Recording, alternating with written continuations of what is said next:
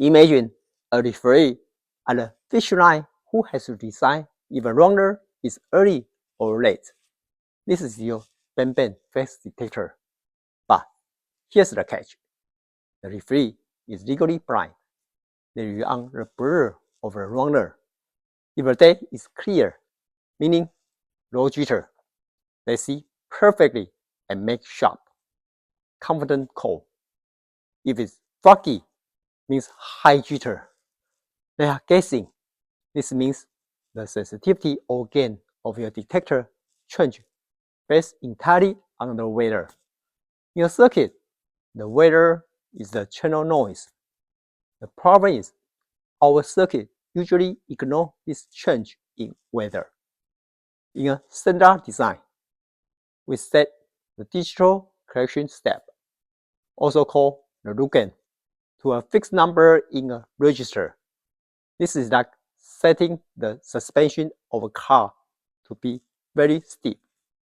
It works great on a smooth racetrack, which represents a clean channel.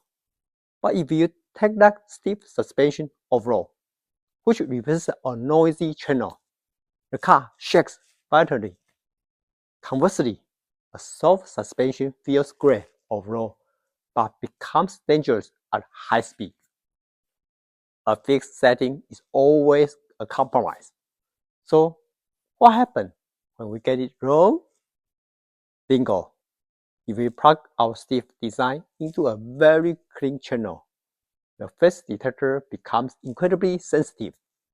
It screams early then late with huge intensity.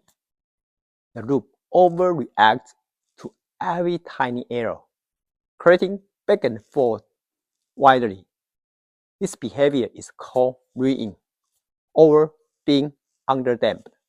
Instead of helping, the loop actually amplifies high-frequency noise, making the overall performance worse than if we had done nothing at all.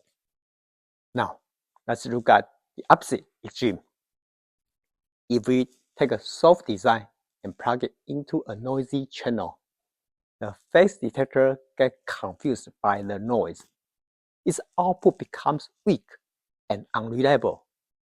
The loop pushes the clock so gently that it cannot keep up with the natural drift of the data.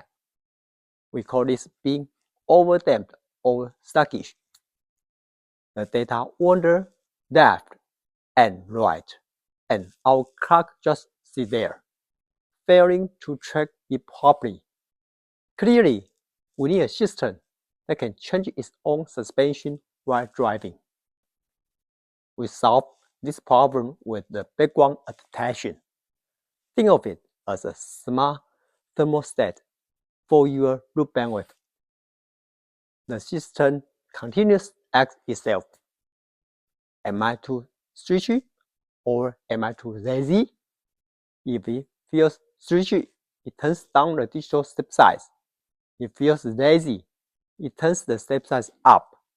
This keeps the loop operating in the Goldilocks zone, not too aggressive and not too slow. Regardless how noisy our channel becomes, but this raises an important question. How does the digital chip actually feel whether it's stretchy? Yes, the chip listens to the echo of its own mistakes. In a healthy loop, the errors are random, like flipping a coin. Head, tail, tail, head. But in a twitchy loop, the errors form a pattern. Head, tail, head, tail. The loop is correcting left, then right, then left, then right, over and over again. This repeating pattern is the echo. I will call it autocorrelation.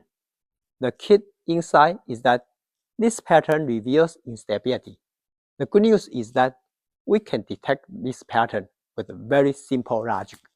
The logic is surprisingly simple.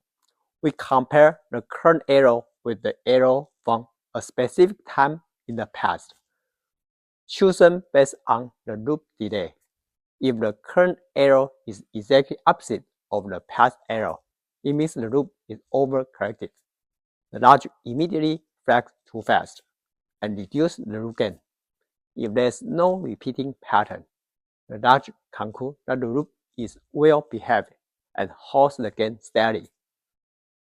The single check is enough to keep the loop stable while still pushing it as hard as possible. Here are the summarized images showing you why the CDR needs adaptive bandband step size tuning. By adding this simple background intelligence, we stop guessing.